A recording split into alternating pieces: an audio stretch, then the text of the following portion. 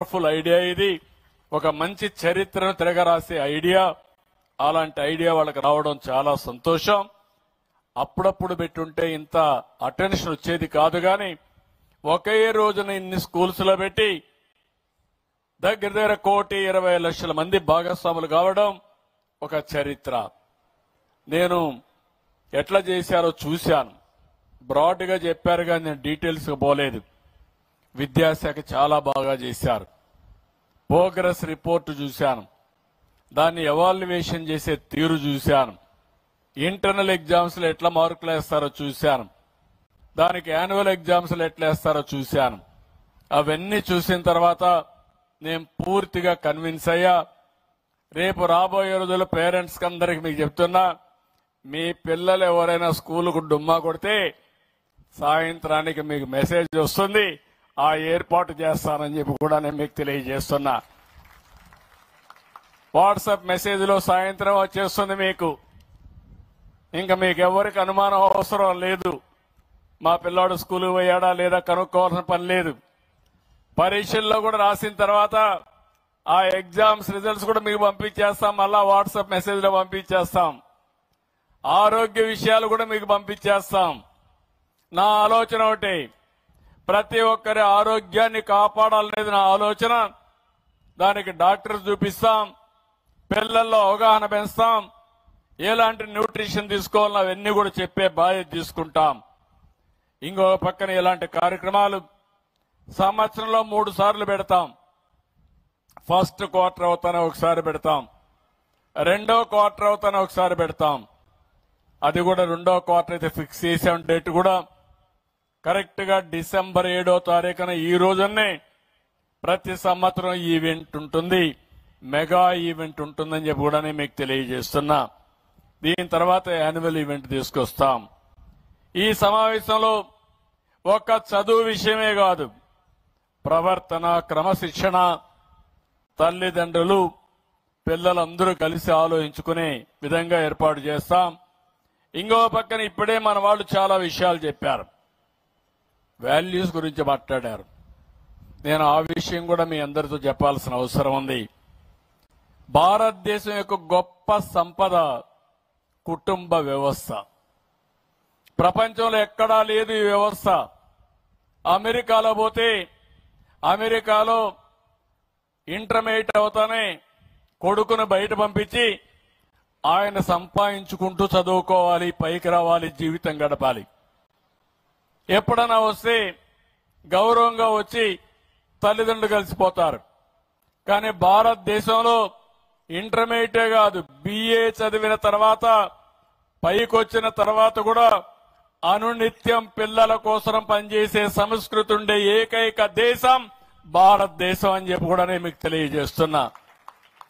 అది ఒక హిందూ కుటుంబమే కాదు, ఒక ముస్లిం కుటుంబమే కాదు, ఒక క్రిస్టియన్ కుటుంబం కానీ అందరూ కూడా కుటుంబ వ్యవస్థను గౌరవిస్తారు. ఒకసారి పెళ్లి చేసుకుంటే పెళ్లెప్పుడో స్వర్గంలో జరిగింది కాబట్టి విడాకులు కూడా చేయకుండా కలిసి ఉండే సంస్కృతి ఉండే దేశం భారతదేశం అని చెప్పి కూడా నేను మీకు తెలియజేస్తున్నా. దీనివల్ల అనిపిస్తుంది మీకు ఏంటి లాభం అని. భార్య భర్త ఎప్పటికప్పుడు మెటీరియలిస్టిక్ గా, అంటే అనుబంధం కాదు, వాళ్ళ అనుబంధం కాంట్రాక్ట్ గా ఉందంటే ఆ జీవితం మీరు ఒక్కసారి గుర్తుపెట్టుకోవాలి. పిల్లలకి తండ్రి డబ్బులు ఇస్తే అప్పు కింద రాసుకుంటాడు. పిల్లలు తండ్రికి డబ్బులు ఇస్తే అప్పు కింద రాసుకుంటారు. అంటే మళ్ళా నువ్వు సంపాదించి మాకు డబ్బులు కట్టమని. అలాంటి సంస్కృతి మనకు కావాలని అడుగుతున్నా. అది మన యొక్క సంస్కృతి. దీన్ని మీరు కాపాడుకోవాల్సిన బాధ్యత మీ అందరిపైన ఉంది. ఇదేదో నేను చాగంటి కోటేశ్వరరావుని పెట్టాను, విలువలు వచ్చేస్తాయని కాదు. ఈరోజు ఈ విలువలను కాపాడాలంటే ప్రతి ఒక్క ఫ్యామిలీ, ప్రతి ఒక్క తల్లి తండ్రి పిల్లల్ని పెంచే విధానంలో ఇవన్నీ కూడా ఆచరించాల్సిన అవసరం ఉందని చెప్పి కూడా నేను మీకు తెలియజేస్తున్నా. అవి కానీ చేయగలిగితే మన పిల్లలు కూడా మనకు ఒక పెద్ద ఆస్తిగా తయారవుతారని చెప్పి నేను మీకు తెలియజేస్తున్నాను. ఇంతవరకు మీరందరూ కూడా మీ చదువు విషయం ఇప్పుడే టీచర్ని అడిగాను. సార్ ఏంటా మీకు బాగుంటుందా అని అడిగాను. సార్ దీనివల్ల మాకు చాలా వెసులుబాటు వస్తుంది. ఇంత మునుపు పిల్లలు మా మాట వినేవాళ్ళు కాదు, కానీ ఇప్పుడు తల్లి తండ్రి వచ్చారు కాబట్టి మేము చెప్తే మా మాటకు కూడా పిల్లలు గౌరవిస్తారని టీచర్లు చెప్పే పరిస్థితికి వచ్చారంటే మీకు తెలియకుండా పెను మార్పులకు దారి తీస్తా ఉంది. అంటే ఒక బాధ్యత. నేను ఆ విషయం మాట్లాడుతున్నా. బాధ్యత మన కోసరం, మన భవిష్యత్తు కోసరం. అలాంటిది అందరం కూడా సమైక్యంగా ఆలోచించి సమైక్యంగా ప్రణాళికలు తయారు చేసుకో ముందుకు పోవాల్సిన అవసరం ఉంది. ఈ రోజు దీంట్లో నేను చూశాను, ఇండివిజువల్ గా పేరెంట్ టు టీచర్ మీటింగ్లు పెట్టారు. ప్రోగ్రెస్ రిపోర్ట్ హోలిస్టిక్ గా ఇచ్చారు. స్కూల్ కి అకాడమిక్ దీనికి స్టార్ రేటింగ్ ఇచ్చారు. కల్చరల్ స్పోర్ట్స్ యాక్టివిటీస్ ప్రాధాన్యత ఇచ్చారు. అవేర్నెస్ కింద ఫీడ్బ్యాక్ కలెక్షన్ కింద ఎన్ని పెట్టారు. ఇక్కడ ఒక విషయం మీ అందరికీ చెప్పాలి. ఈరోజు పిల్లలంటే మనం ఏదో మెషిన్స్ మారిగా పెట్టి 24 గంటలు చదువుకోమని చదువుటే రుద్దుతున్నాం. దానివల్ల పిల్లల్లో కూడా ఆలోచన విధానం కూడా మారే పరిస్థితి వస్తుంది. చదువు అనేది ఈ రోజుల్లో ఆడుతూ పాడుతూ చదువుకోవాల్సిన అవసరం ఉంది. హ్యాపీగా ఉండాలి, ఆనందంగా ఉండాలి. స్కూలుకు వచ్చావంటే ఒక ఆనందాన్ని ఇస్తుంది, ఒక ఫన్ ఉంటుందనే ఉద్దేశం ఉండాలి తప్ప బోరు కొట్టే పరిస్థితి రాకూడదని కూడా కోరుకుంటున్నా. రెండవ విషయం మీరందరూ గుర్తుపెట్టుకోవాలి.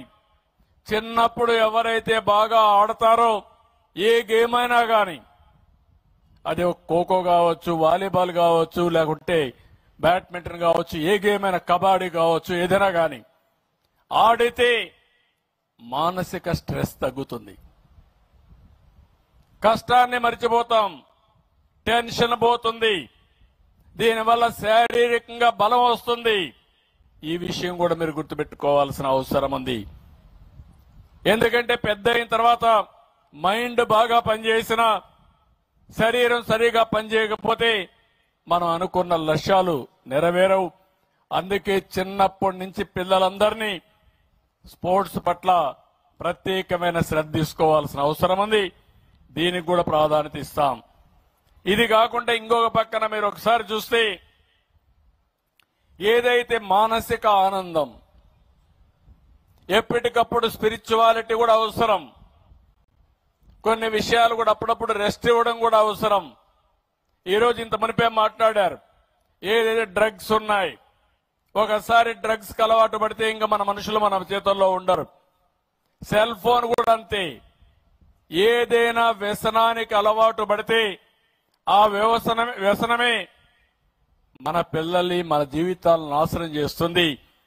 మీకు సెల్ ఫోనే కదా అని యూట్యూబ్కి వెళ్ళిపోయి 24 గంటలు చేస్తా కూర్చుంటే ఇంకా పనులేం చేసే పరిస్థితిలో ఉండరు. రాత్రుల్లో కూడా నిద్రలేని రాత్రులు ఉంటాయి. ఈ విషయం మీరు గుర్తుపెట్టుకోవాల్సిన అవసరం ఉంది. నేను ఈ సందర్భంగా మిమ్మల్ని అందరినీ ఒకటే కోరుతున్నాను. టీచర్స్ ఉన్నారు, నాకు టీచర్స్ అంటే ఒక గౌరవం. నేను ఈ కార్యక్రమాలు ఇప్పుడు చేయలేదు. ఇప్పటి వరకు మీరు చూస్తే దగ్గర దగ్గర 11 డిఎస్సీలు పెట్టి 1,50,000 మందికి టీచర్ ఉద్యోగాలు ఇచ్చిన ప్రభుత్వం తెలుగుదేశం ప్రభుత్వం అని చెప్పి కూడా నేను మీకు తెలియజేస్తున్నా. ప్రతి సంవత్సరం పెట్టేవాళ్ళం. డిఎస్ అనేది కంపల్సరీగా పెట్టేవాళ్ళం. ఎంతమంది రిటైర్ అయితే ఆ పోస్టులన్నీ కూడా రిక్రూట్ చేసేవాళ్ళం. భవిష్యత్తులో కూడా హామీ ఇస్తున్నా. ఈ సంవత్సరం ఎడ్యుకేషన్ మినిస్టర్ గారు రేపు జూన్ కంతా మళ్ళా స్కూల్స్ ప్రారంభించే లోపల టీచర్లని మొత్తం రిక్రూట్ చేయడమే కాకుండా ట్రైనింగ్ ఇచ్చి మొదటి రోజున వాళ్ళు స్కూల్కి వచ్చే పరిస్థితి తీసుకురావాల్సిన అవసరం ఉంది. ప్రారంభించిన మొదటి రోజునే కొత్త టీచర్లందరూ కూడా పొజిషన్ చేసే బాధ్యత తీసుకోవాలి. ఆ తర్వాత నెక్స్ట్ ఇయర్ నుంచి ఎక్కడికక్కడ ప్రతి సంవత్సరం డిఎస్సి ఉంటుంది. వాళ్ళకు కూడా ఒక పర్టికులర్ టైం ఇస్తాం. అవన్నీ ఇచ్చి మళ్ళీ కొత్తగా సంవత్సరం క్యాలెండర్ స్కూల్స్ ప్రారంభించే ముందే వాళ్ళందరినీ కూడా పొజిషన్ చేస్తాం. ఎవరైనా మధ్యలో రిటైర్ అయినా అలాంటివి కూడా ప్రైవేట్ టీచర్లు తీసుకొని ఏ క్లాసులో కూడా టీచరు లేడనకుండా టీచర్ని పెట్టే బాధ్యత కూడా తీసుకోవాల్సిన అవసరం ఉంది. అది కూడా తీసుకుంటారని చెప్పి కూడా నేను మీకు తెలియజేస్తున్నా. నేను ఉమ్మడి రాష్ట్రంలో మీరు చూస్తే ఎన్నో సంస్కరణలు తీసుకొచ్చాం. ప్రతి కిలోమీటర్కి ఒక ఎలిమెంటరీ స్కూల్ పెట్టాం. 3 కిలోమీటర్లకి ఒక అప్పర్ ప్రైమరీ స్కూల్ పెట్టాం. 5 కిలోమీటర్లకు ఒక హై స్కూల్ పెట్టాం. మండలంలో జూనియర్ కాలేజీ పెట్టాం. రెవెన్యూ డివిజన్ లో ఇంజనీరింగ్ కాలేజీ పెట్టాం. జిల్లాలో మెడికల్ కాలేజీ పెట్టాం. ఈ విధంగా మీరు చూస్తే విద్యకు ప్రాధాన్యత ఇచ్చాం.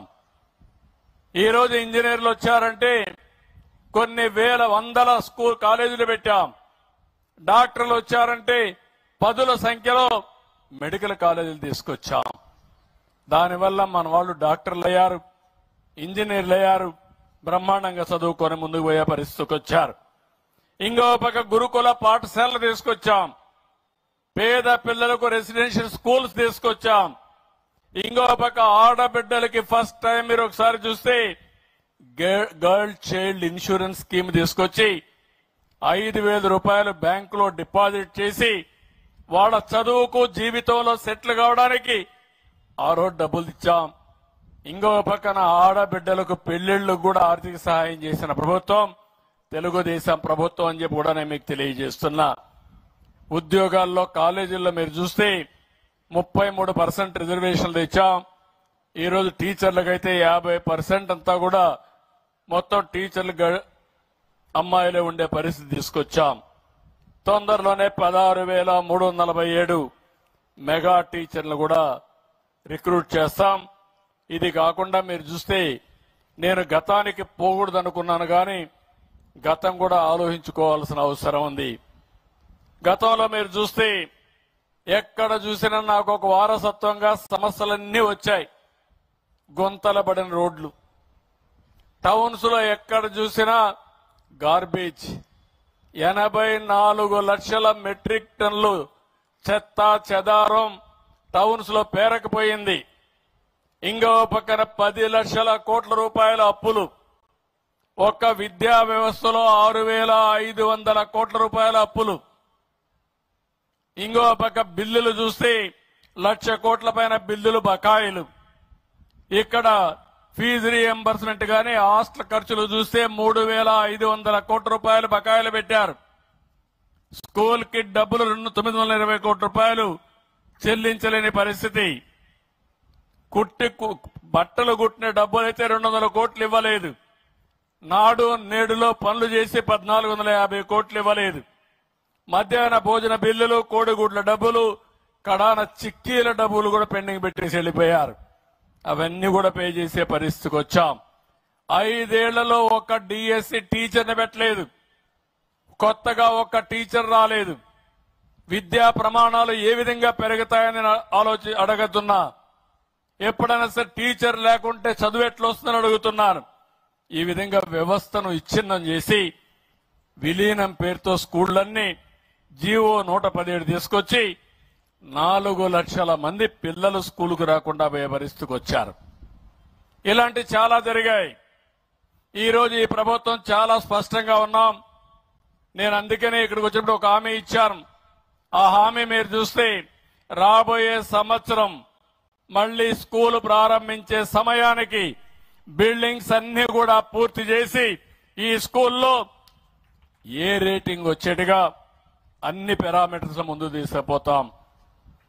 18 వస్తువుల మీద రేటింగ్ వేశారు, నేను చూశాను, చాలా బాగా చేశారు.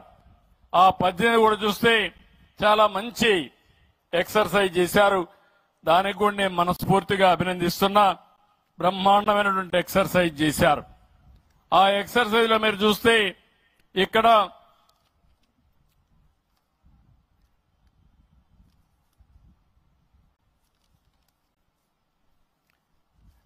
దగ్గర క్లాస్ రూమ్స్ తోటి boundary wall, electricity, toilet facilities, drinking water, library, play ground, dustbins, furniture, science laboratory, internet, ICT tools, ICT computer labs, digital library, kitchen shed, అదే మరి vocational laboratory, kitchen gardens, CWSN friendly toilets అన్ని కలిపి 18 items కింద ఒక్కొక్క దానికి 5 మార్కులు వేశారు weightage కింద. కానీ ఈ స్కూల్కి చూస్తే ఇంకా మొత్తం 43% వచ్చింది. దీనికి రావాల్సింది 90 రావాలి. అంటే ఆవరేజ్ లో ఉన్నారు ఈ స్కూలు. కాబట్టి దీన్ని రివర్స్ చేసే బాధ్యత తెలుగుదేశం పార్టీ తీసుకుంటాం. రాబోయే సంవత్సరం స్కూల్కి వస్తానే మీకు పెను మార్పులు కనపడస్తాయి. ఇది కాకుండా ఇంకొక పక్కన అవుట్కమ్ ఇండికేటర్స్ బాగా తయారు చేశారు.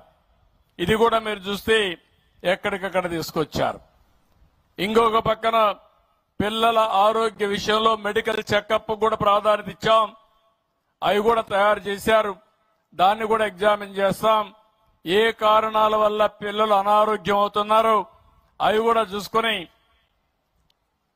అంటే వాళ్ళకి ఇచ్చే ఫుడ్ వల్ల ఇంప్రూవ్ చేయగలిగితే ఫుడ్ వల్ల ఇంప్రూవ్ చేయడం, మెడిసిన్స్ ఇవ్వాలంటే మెడిసిన్స్ ఇచ్చి అన్ని విధాలా ముందుకు తీసుకుపోతామని చెప్పి కూడా నేను మీకు తెలియజేస్తున్నా.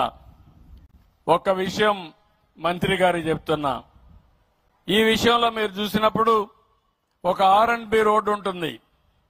గుంతలు పూడిస్తే చూడంగానే బ్రహ్మాండంగా పని అయిపోయిందని మీరు అభినందిస్తారు. లేకపోతే మొన్నే మంత్రిగా, ఐటీ మంత్రిగా విశాఖపట్నానికి TCSని మెప్పించి 10,000 మందికి ఉద్యోగాలు కల్పించే విధంగా వాళ్ళు ఒప్పించారు. ఆ TCS సెంటర్ వస్తా ఉంది. అది వచ్చినప్పుడు అది మనకు విజిబుల్ గా ఒక సంవత్సరంలో కనపడొస్తుంది. కానీ విద్యాశాఖ మాత్రం సముద్రం లాంటిది. ఈ రోజు చేసిన ఫౌండేషన్ గాని ఈ రోజు చేసిన పని ఈ రోజే ఫలితాలు రావు. ఇది పెను మార్పులకు దారి తీస్తుంది. నేను ఆ రోజు ఐటీకి ప్రాధాన్యత ఇచ్చాను. ఐటీకి ప్రాధాన్యత ఇచ్చి కాలేజీలు పెడితే ఈ రోజు అమెరికా లాంటి దేశంలో, ప్రపంచంలో అగ్ర దేశాల్లో ఎక్కువ ఆదాయం సంపాదించేవాడు ఎవడున్నాడంటే దానికి చిరునామాగా తెలుగు వాళ్ళు ఉన్నారంటే అది ఆ రోజు వేసిన ఫౌండేషన్. అది అలాంటి ఈ రోజు మీరు చూస్తే భవిష్యత్తులో ఎక్కడ చూసినా నాలెడ్జ్ ఎకానమీ. నాలెడ్జ్ ఎకానమీకి కావాల్సింది చదువు ముఖ్యం. టెక్నాలజీ వస్తా ఉంది. నేను ఈ విషయం మిమ్మల్ని అందరూ ఒకటే కోరుతున్నా. టెక్నాలజీ అనేది మన జీవితాల్లో భాగస్వామ్యం అవుతుంది. ప్రాపర్ గా టెక్నాలజీ ఉపయోగించుకుంటే శారీరక కష్టపడాల్సిన పని లేదు. ఆర్థిక ఇబ్బందులకు లోనవ్వాల్సిన అవసరం ఉండదు.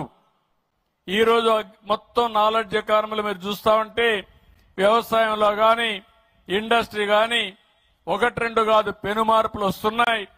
అవి ఏం చేయాలో అందిపుచ్చుకుంటాం. ఇంకో పక్కన మీరు చూస్తే రెండో విషయం కూడా గుర్తుపెట్టుకోవాలి. ఇవన్నీ ఒక విషయం అయితే జనాభా పెరుగుదల కూడా. నేను ఎప్పుడు ఎక్కడ పోయినా ఈ విషయం మాట్లాడుతున్నా.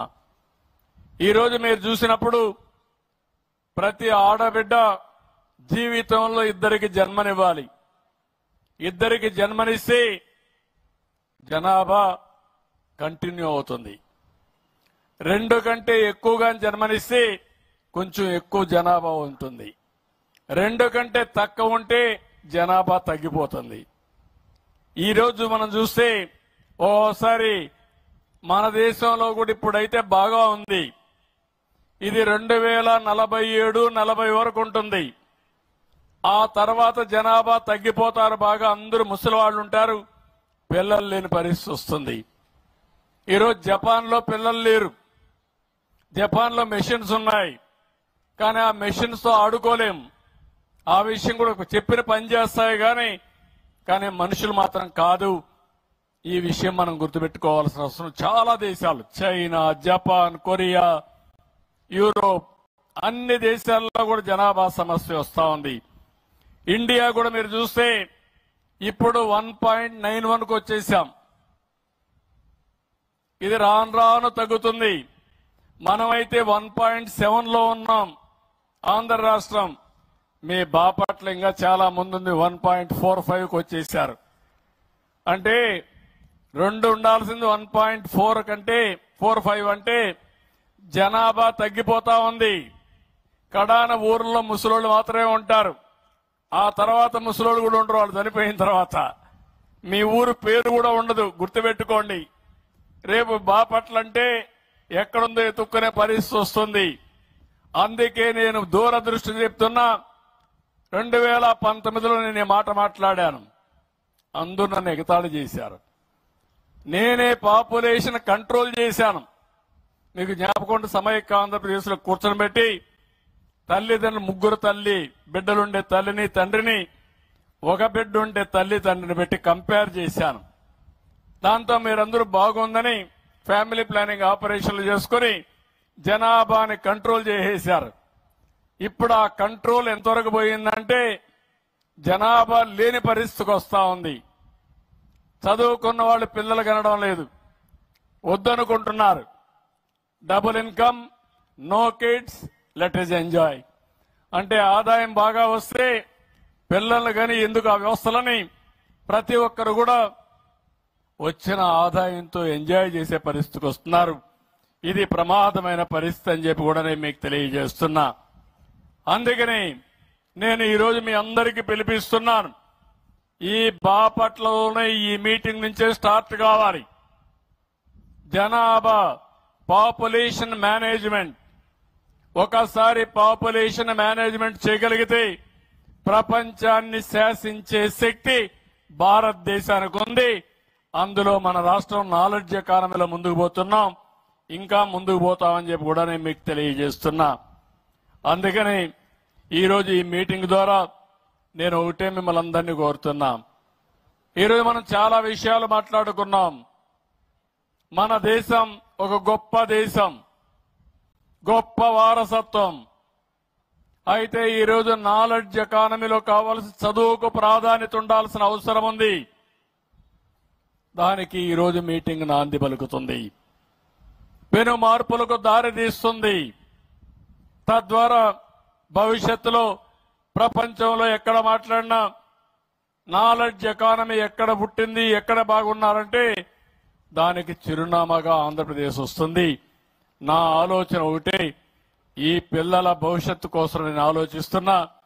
ప్రపంచంలో జరిగే అభివృద్ధి అంతా కూడా ముందే ఆలోచించి అది తీసుకొచ్చే బాధ్యత నాది. అది అందిపుచ్చుకోవాల్సిన బాధ్యత ఈ పిల్లలది. వాళ్లకు సహకరించే బాధ్యత పేరెంట్స్ గాని టీచర్స్ గాని తీసుకుంటే ఇది సాధ్యము.